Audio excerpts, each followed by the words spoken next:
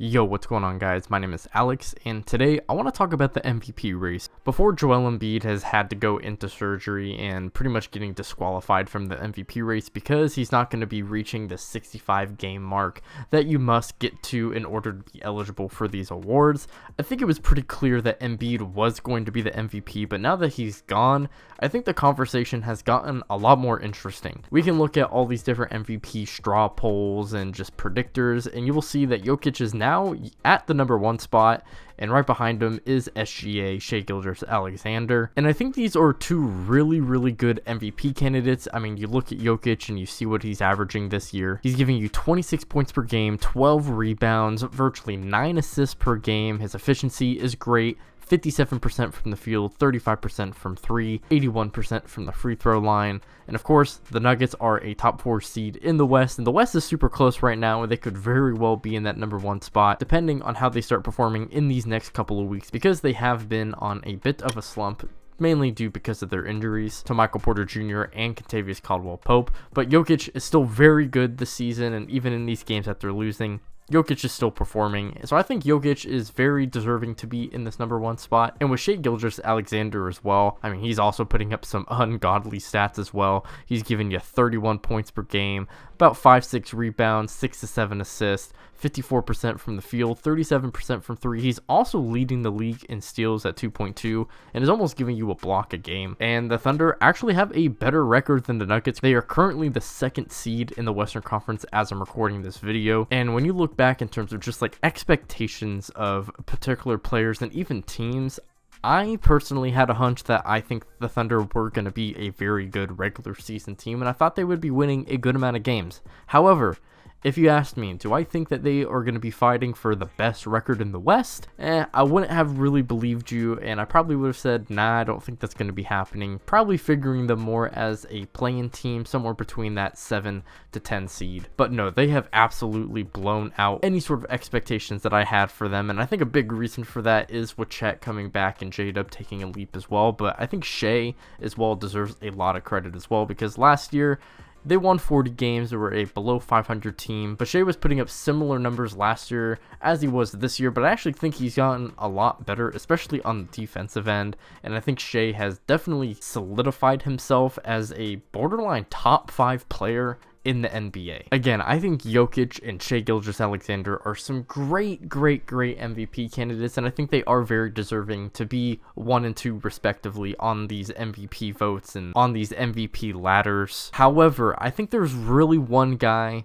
that I think is getting a little bit disrespected in this conversation, and it's Luka Doncic. Of course, you can look at these straw polls and ladders and you can say he's 3rd and 4th on these lists, so is he really getting disrespected? And maybe disrespect isn't the right word to use in this situation, but I would say I think Luka Doncic definitely deserves a little bit more consideration in these races as well. I mean, statistically, Luka has probably been the most dominant out of any MVP candidate this year. This is including Shai, Jokic, and even guys like Giannis and Tatum. Luka's giving you 34 points per game, 8 rebounds, and almost 9 assists per game, and his efficiency is on par with everyone else in the league. 49% from the field, 37% from 3 on 10 attempts, which is pretty crazy, and also 77% from the line, which would be a career high for Luka.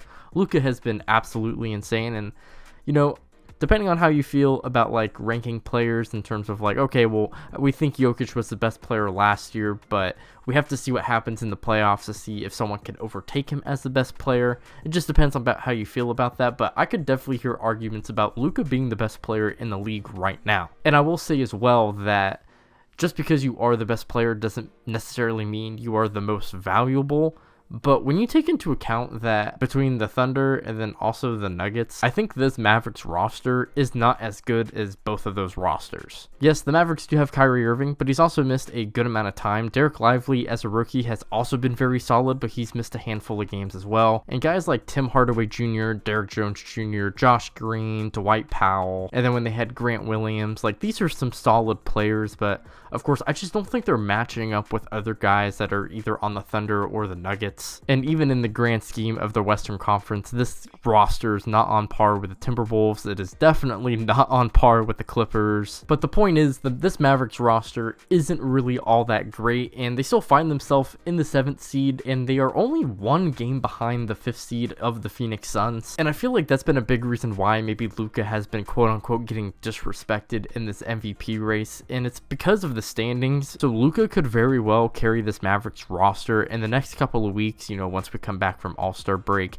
and really push them into this upper echelon in the Western Conference, and he can be a legitimate candidate at this point. I also feel like Luka may be low-key getting disrespected as well, because I'm actually quite confused about kind of why Jokic is maybe number 1 on these MVP ladders. Listen, I'm not saying he doesn't deserve to be here, but at least in recent years and just what you hear from the media, like, voter fatigue is definitely a thing, and I know Jokic didn't win last year, but the fact that he finished 2nd last year and then won MVPs the 2 prior years, I'm just very surprised to actually see Jokic at number 1, and especially with Shea, like, exceeding all expectations and obviously statistically being there and being up there in the standings as well. I just feel like based off history, Shea probably would have been at number 1 if we're looking at maybe like 10 years ago. Maybe Shea is the guy that's leading the MVP race. And especially if we look at just, I guess, recent history, standings haven't really been that much of an importance. And I actually think that's actually been a good thing, because an MVP award, it's about who's the most valuable, and you have to look at every single team. It's not about the best player on the best team, because sometimes those teams are just great overall. So of course you take the best player off of the best team, they're not going to be as good, but they're obviously that great because of all the supporting cast. I mean, when you look at the Dallas Mavericks, they're low in the standings because the team in general is just not as good,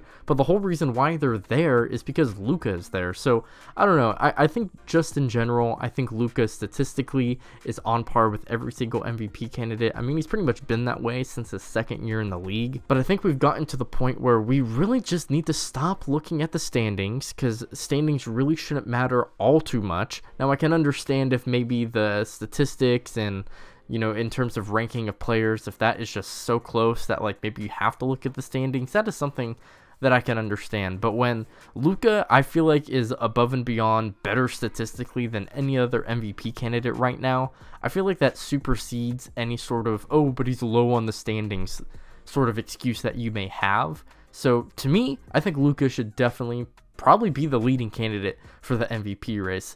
If the season were to stop now, I would probably pick Luka. Now again, would I be upset if Jokic or Shea won? No, I would not be upset.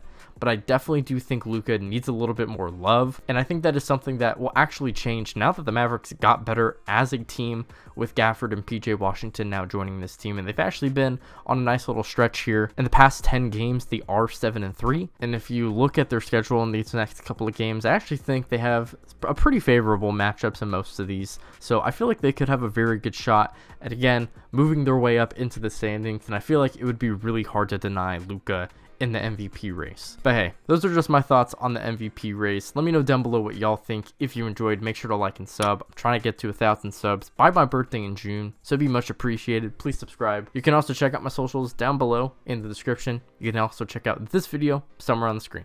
Anyways, I'll see you on the next one. Peace out.